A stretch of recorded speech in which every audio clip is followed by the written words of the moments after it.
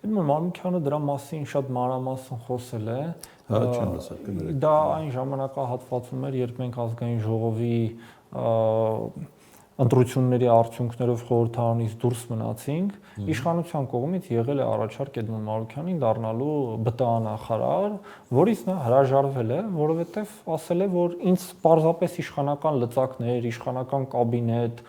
կամ ինչ-որ այլ ռեսուրսներ պետք չեն, ես այդտեղ ինձ չեմ տեսնում, որից հետո հաջորդ առաջարկն է հնչել դառնալու հատուկ հանձնարարություններով դեսպան, որը նա համաձայնել է, որովհետև նախ դա դիվանագիտական ծառայություն էր, եւ երկրորդ, եթե համեմատենք նախարարի եւ հատուկ հանձնարարություններով դեսպանի ունեցած իշխանական լծակները,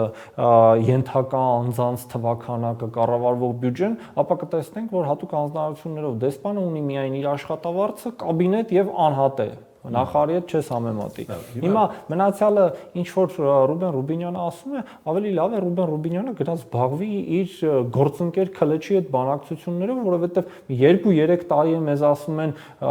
հեսա հայ-թուրքական սահմանը կբացվի, այդպես էլ չենք տեսնում, այդ երբ է բացվեց։ Դե այսօր Ֆիդանն էլ է ասել կբացվի։